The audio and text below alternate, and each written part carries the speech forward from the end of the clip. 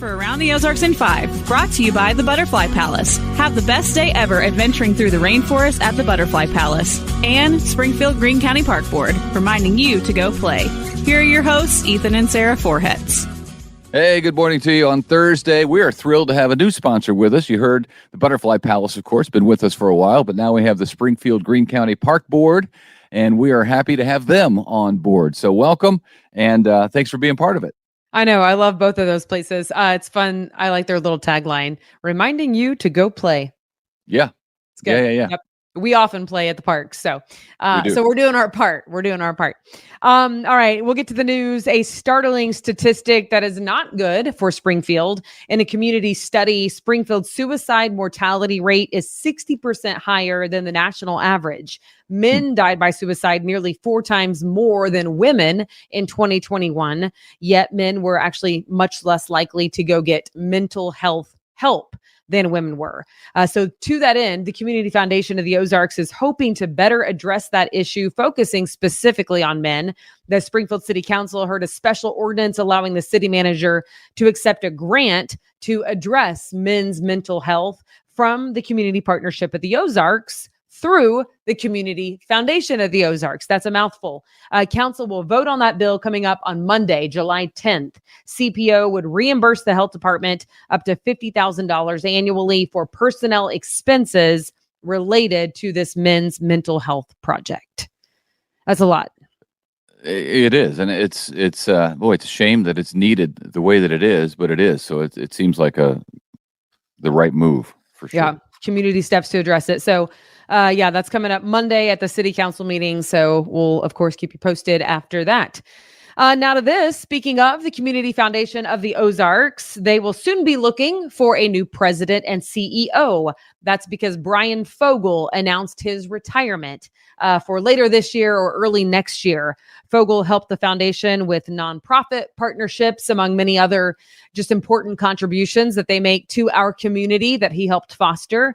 So congratulations to him on his soon retirement. Yeah, done a nice job over there at the Community Foundation. Now to Missouri State University in Springfield, the new Reynolds College of Arts, Social Sciences, and Humanities is now up and running. Essentially, that means multiple disciplines and degrees are now falling under one bigger umbrella. 2 existing colleges are now combined at Missouri State. The College of Arts and Letters with 7 academic departments, and the College of Humanities and Public Affairs with 8 departments. So this is a big department that they're forming together, all in one.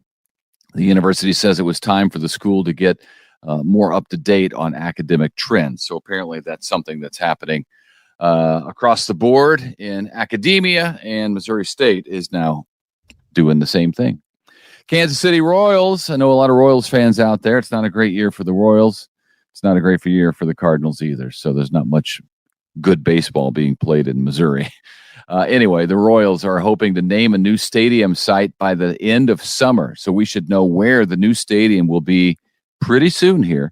2 locations have been in the running. One downtown Kansas City, which is cool.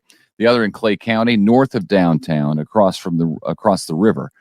The Royals promised more than $1 billion in private investment in the stadium project, which would include an entertainment district and potential housing around the new ballpark, kind of like the ballpark village that's going on up in St. Louis. It took a while for that to get off the ground because now it's super cool and very busy. It is super cool and very busy, but there are a lot of critics early on because it didn't exist the first couple of years after they announced it, and people, on Twitter were throwing stones. But that was like the 2008 recession, and it got kind of messy there during that. But now it's a great area to hang out before and after the ball game, and the same will be true in Kansas City, wherever that ends up being. So good for them. It's exciting. All right. Twitter is now implementing daily limits for users. Seems the limits are still pretty high, at least by my calculation, but I guess I don't understand the world of Twitter necessarily. Verified accounts will be limited to 10,000 posts per day. Unverified accounts would have access to 1,000 per day. The move, they say, is designed to combat computer programs that comb the social media network for data. I don't know what that means. Yeah. I don't know how that's correlated. Even if you read it, like if you read all the things about it, still sounds like foreign language. But I guess that's because we're not computer robots mining the site for data. That's why we don't get it. But people who live and operate in that world, it's news to them. I would say that if you are limited, or if being limited at 1,000 posts a day is a problem, you've got bigger problems. Can you even imagine 1,000? No, I don't. Yeah, I don't get it very well, but I wonder how many that is an hour. Yeah, probably figured that out pretty easily. Yeah, it's just insanity. Not too journalist. I can't even imagine it. Or 10,000. If you're verified 10,000 a day, right? That's it. Is that even possible? I guess maybe the issue is it's bots doing the posting. That's it. Yes, that is the issue. So it's doable? But it was funny because like that's foreign language to me as well. Like the whole world of AI, and we're like seeing more and more of it. I'm just confused and a bit disturbed, quite frankly. Well, AI knows, so that's all you need to know. All right, now to this. A big name mega church just left the Southern Baptist affiliation. Elevation Church in North Carolina sent a letter informing the Southern Baptist Convention of its intention to leave effective immediately. The church, pastored by Stephen Furtick, has about 26,000 congregants every week, and it's the latest to leave Southern Baptist, presumably because of SBC's decision to not allow female pastors. You know what's weird is that we know Elevation Church mainly for the music that it puts out. It puts out a lot of Christian music, but I had no idea that was a Southern Baptist church. Did you? I don't think I did either. I mean, it makes sense to me like now that I know that they are, but I didn't know that at all. And the reason I don't think it makes sense.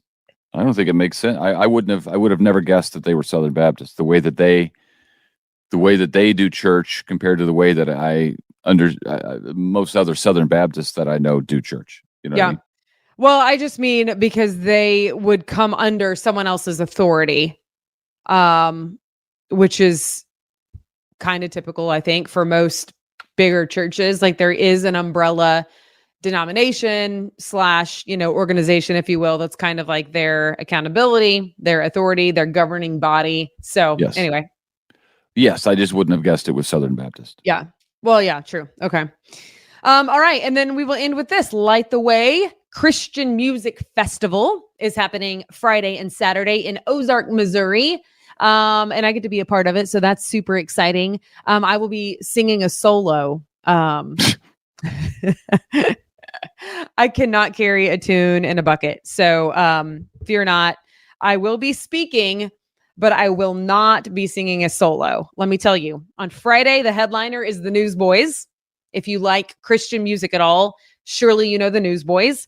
And then they have KB, Colton Dixon, Katie Nicole, which she had like the hit single during COVID, and it like took off like wildfire. I pray for your healing, for circumstances to change.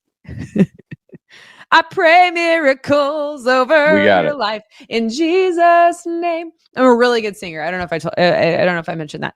And then on Saturday, the headliner is Matthew West, Ann Wilson, who is great, Kay Thompson, Manic Drive, Visible Worship Collective, and then the Cell Phone Superstar, which was done by The Wind 88.3 radio station in Springfield, where they have listeners weigh in to find the Cell Phone Superstar, aka the person who's wants to go into music, up and comer, has a good voice, and then the people get behind that person. So anyway, that person, whoever is the winner of that, gets to perform on Saturday. So Faith Family Farm, right by the Finley River, and I speak on Saturday night, and we hope to see you there. Yeah, it's a new location. It's right along the Finley River in Ozark, upstream, about 2 miles maybe from the Ozark Mill. Yeah, not that Finley far. Farms. Not 2 miles, but new location. Yeah. All right. So hopefully we'll see you out there. That's where we're going to be this weekend, and looking forward to it. And if you are the praying type, you can make sure that you pray that there's no rain, because there's been a lot of pop-up storms, in the forecast. So we need those gone. Where do people get tickets? Lighttheway.com? Lightthewayministry.com. So check it out online. Yep. Okay. There you go. All right. That'll do it for Thursday. Hope you have a great day today. Short week for many of us, so that's nice. And we'll see you back here on Friday. All right. Bye.